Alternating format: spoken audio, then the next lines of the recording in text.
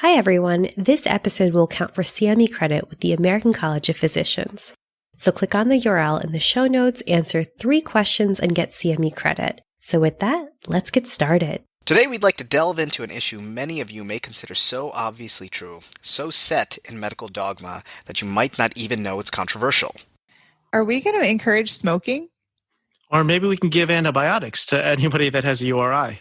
Okay, Steve, not that set in the dogma, but another topic near and dear to my and many of our patients' hearts. I would say this isn't a discussion for the faint of heart, but it is exactly that. And the first of many bad puns from Armand. Who can resist? But yes, we are going to be talking about big, bad heart failure today. How many times has dietary indiscretion been blamed for a hospital admission for a heart failure exacerbation? Pretty much every admission. But why exactly do we tell them to avoid salt? I just thought it sort of made sense, right? Yeah, I thought so. Salt leads to fluid retention, and then we have to give them diuretics to get volume off. So obviously it's good for patients with heart failure to eat less salt in the first place, right? What if we told you everything you've learned about salt and heart failure is a lie? Everything? Everything. Okay, maybe not everything. Armin's a little prone to sensationalism. But in reviewing the data on sodium restriction, you might be surprised to find that not only may sodium restriction be ineffective, but it may even be harmful in some patients. Totally crazy, right? Is this coming from the same people who decided Pluto wasn't a planet? Yeah, because that's obviously a lie. But I did just learn that the moon that we have is actually not the only moon that exists. That's no moon. It's a space station.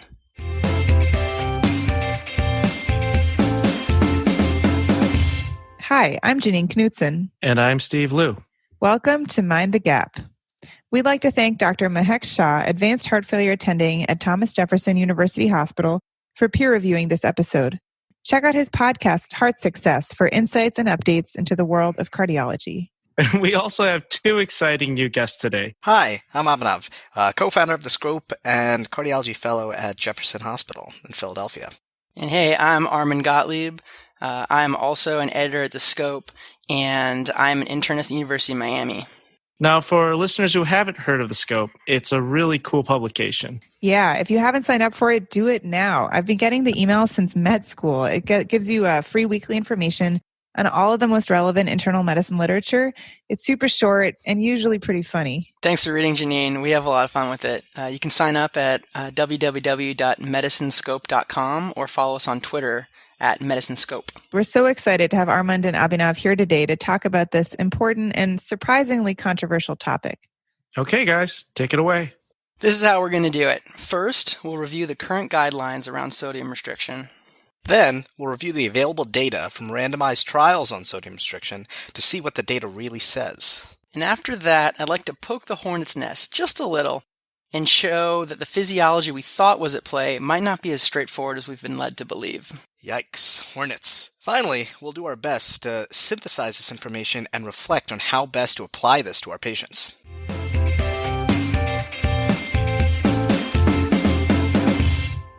So, Abhinav, to get started, what do the major guidelines say about salt restriction? So, first off, it's important to know that all major cardiology guidelines recommend salt restriction to improve outcomes in heart failure. That's the American Heart Association, the American College of Cardiology, the American Diabetes Association, the European Society of Cardiologists, and even the Australians. However, it should be noted that the strength of these recommendations has been very sneakily and gradually downgraded in progressive editions. Very sneakily. The 2009 ACC-AHA guidelines gave sodium restriction a Class 1 recommendation for patients with symptomatic heart failure, despite having only level C evidence, meaning limited data and only expert consensus. Just a reminder, there are 3 levels of evidence. The best, level A evidence, requires multiple RCTs and/or a meta-analysis. But in 2013, they downgraded this to a Class 2A, or moderate recommendation, stating that sodium restriction is reasonable in those with symptomatic heart failure to reduce congestive symptoms. And if you dig into their section, Evidence Gaps in Future Research Directions, snuck in the middle there is this quote, "Even the widely embraced dictum of sodium restriction in heart failure is not well supported by current evidence." What? They just dropped that line in there like it's no big deal? Yep, and buried along with that stunner is another unexpected recommendation. They stratified recommendations based on clinical stage of heart failure in a way that might seem counterintuitive. How's that, Armand? Well, for New York Heart Association Class 1 and 2 patients, they suggested less than 1.5 grams daily sodium intake. But for Class 3 and 4 patients, the more symptomatic patients, they actually suggested a higher cutoff, less than 3 grams of salt intake. So what you're saying is that they let patients with worse heart failure eat more salt? That's a bit strange. Weird, right? It's hard to know whether this reflects an inconsistency on the part of the policymakers or a response to some of the conflicting data that exists on the subject. There's actually some data suggesting poor outcomes with excessive sodium restriction in those with more severe heart failure. Ooh, I think you're referring to my favorite concept, the J curve. Think you're a little biased there, Janine. Is it named after you or something? Save it for later. Don't worry, we'll get to it, Janine. So about salt restriction in general, the European guidelines don't help us out much either. They only recommend, quote, avoiding excess salt intake. Basically, the same generic blanket recommendation I've been giving my patients on the subject since residency. Okay, but why all this backpedaling in recent years? Well, guidelines have always been very clear in recommending salt restriction to avoid developing heart failure in the first place. Yeah, I think this is a key point and probably where the big emphasis on salt is bad really comes from. Numerous studies have demonstrated a strong relationship between salt and hypertension, which is one of the biggest modifiable risk factors for the development of heart failure. And to prevent or reduce hypertension, current U.S. guidelines for hypertension suggest 1.5 to 2 grams of daily sodium intake. Which may not seem like a lot, but the average American consumes about 3.4 to 3.7 grams per day. Okay, so what you're saying is there's robust data to support a low salt diet for hypertension. And hypertension can lead to heart failure, but somehow that doesn't mean low salt is actually good for heart failure? Exactly. It's not that linear. The data for salt restriction in patients who already have heart failure may not be as cut and dry as we really think. Dun, dun, dun.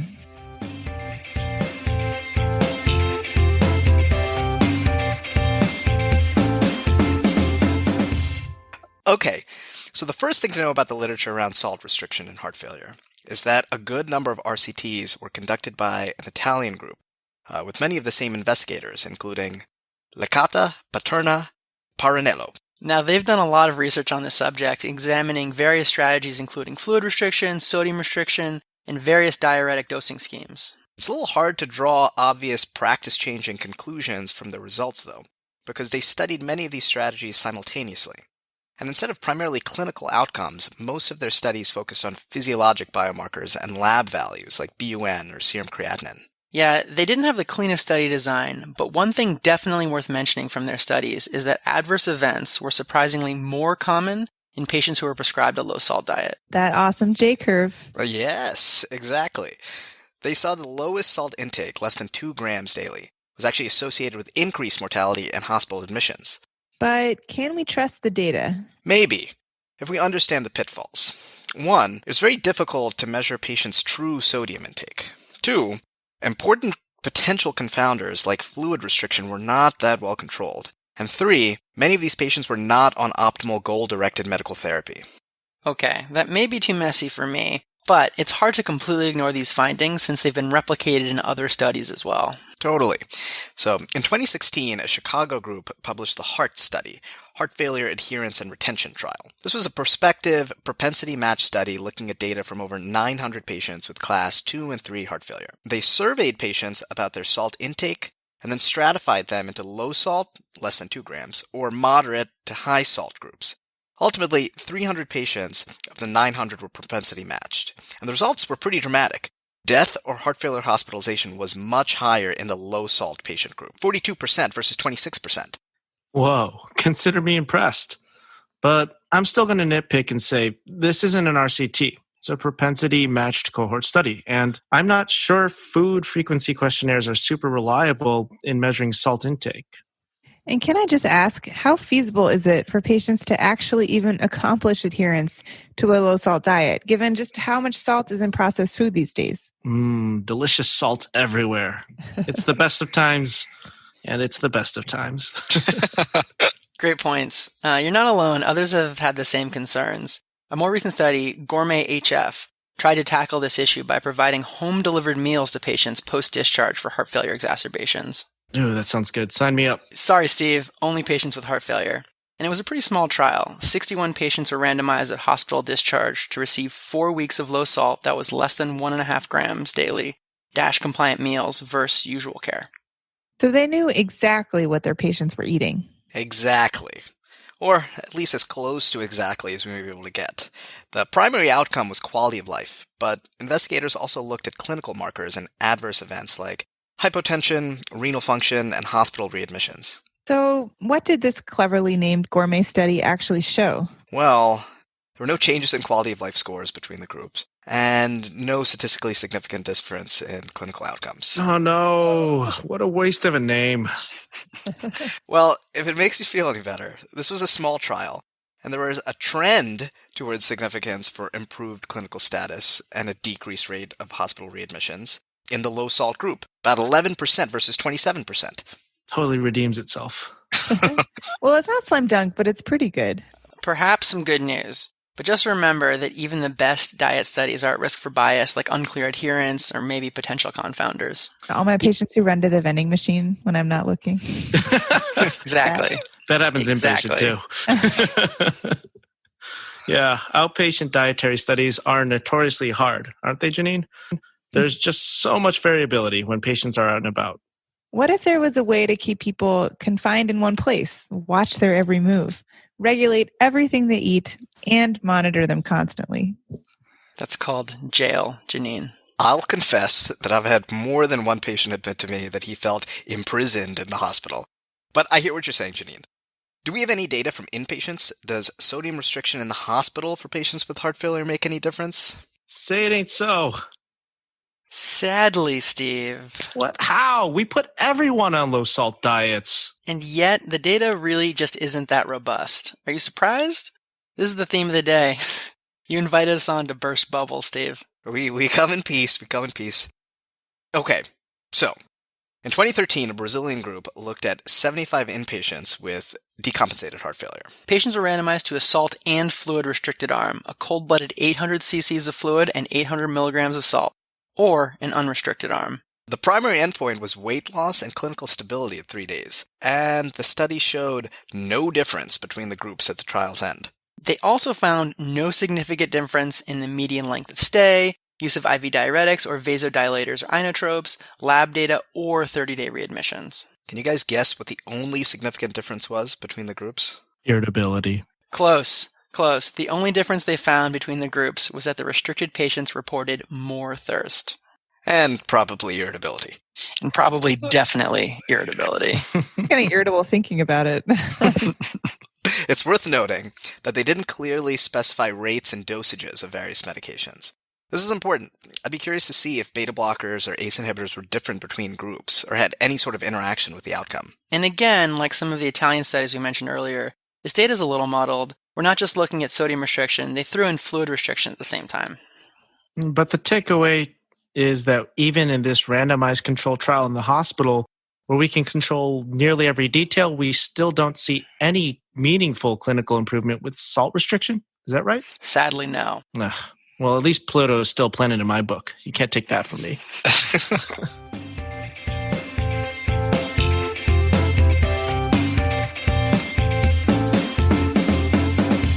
So let's try to make sense of all this. How could sodium restriction actually make things worse? Cardiology isn't all that complicated.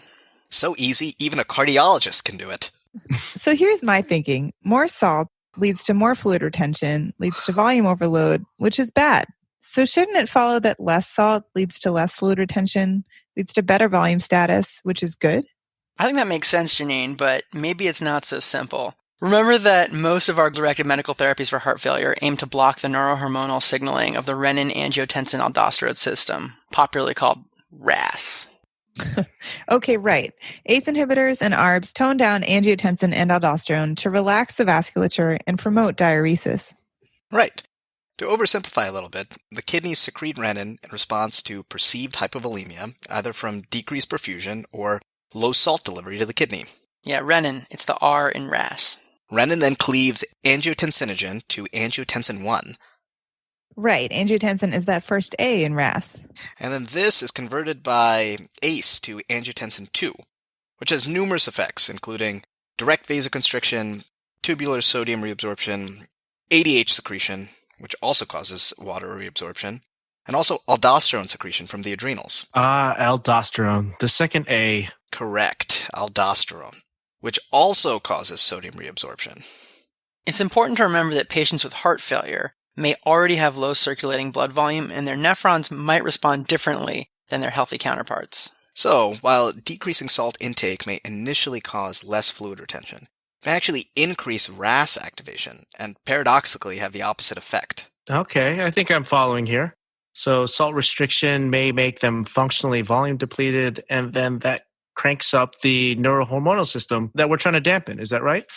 Exactly, Steve. And this may be especially true in patients who are not on appropriate neurohormonal blockade. Now, if you remember back to the heart study, patients in the low salt group had worse clinical outcomes than their liberalized sodium counterparts.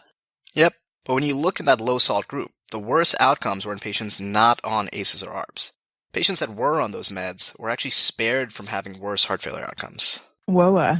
So salt restriction may be especially bad if we aren't blocking your body's homeostatic countermeasures, like the renin-angiotensin-aldosterone system. Yes, at least that's a physiologic explanation cardiologists have come up with to explain what the data shows. Just remember, though, we're trying to connect the dots with imperfect data.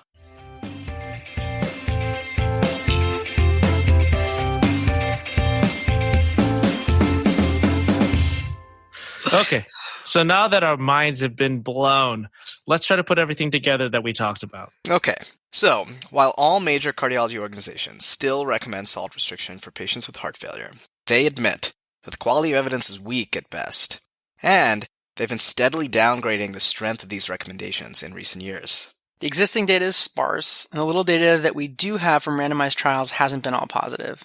There may even be a signal of harm for select patient populations from the larger outpatient studies, but these studies have been observational and certainly subject to bias. And I like the physiology that we just broke down. It sounds like salt handling in patients with heart failure is complicated. Yeah, like Avril Lavigne. Why you gotta go make things so complicated? It's complicated, and there is potential for patients without sufficient neurohormonal blockade to perhaps do worse with salt restriction. So how do you put this together for how to treat real patients? Salt restriction is still recommended in the guidelines for patients with heart failure, but remember, it's a moderate recommendation with weak evidence. Yeah, I think keeping in mind the strength of the recommendations and the quality of the evidence is always super important.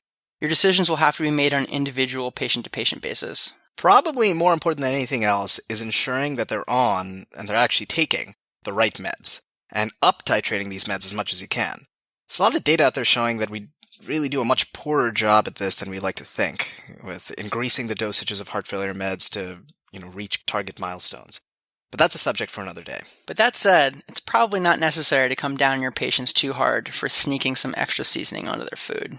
Yeah, I feel like everyone is always blaming dietary indiscretion when we can't diurese them in the hospital. So probably some apologies are in order. Yeah, especially for you, Steve. It's really hard to say if it makes a difference, and the evidence really just isn't there. Being kind and not blaming patients is certainly always a winner, though. An upcoming trial to be aware of that investigates this topic a little further is a Canadian-led sodium HF trial. This is a multi-center, multinational trial looking at patients with chronic heart failure who are going to be randomized to a low salt, less than 1.5 grams, or usual care arms. They're currently still enrolling patients, so it's unclear really when the results will be available.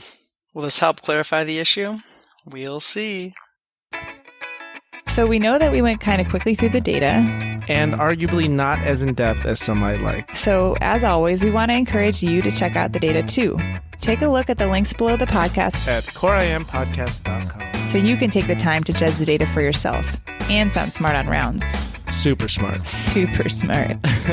After all, this is a podcast talking about those gaps in our knowledge. So if you really want to feel confident on the data, take the time to pick it apart yourself. And if there are any other topics you'd like to hear discussed, please let us know. I'm Steve Liu. And I'm Janine Knutson. And remember, mind the gap. Thanks for listening. Janine and I are assistant professors in the Department of General Internal Medicine at NYU. Opinions in this podcast are our own and do not represent the opinions of NYU or other affiliated institutions. Please don't use this podcast for medical advice, but instead consult with your healthcare provider. Well, they at least knew about sodium restriction for much longer, right? Actually, no. Doctors used to think it was a good idea to give patients with heart failure milk. Let that one sink in. So that's what they were doing up until really the early 1900s. Salt restriction didn't really become a thing until a publication in 1941 by Dr. Schroeder and colleagues, which showed that it was salt, not water, as previously thought, that caused fluid retention in heart failure. Steve, it's your line. Geez, I'm sorry. I was just still stuck on thinking of an entire ward full of inpatients drinking giant glasses of milk every day. They'd be so refreshed. For the ones who work hard to ensure their crew can always go the extra mile, and the ones who get in early so everyone can go home on time, there's Grainger, offering professional-grade supplies backed by product experts so you can quickly and easily find what you need. Plus, you can count on access to a committed team ready to go the extra mile for you.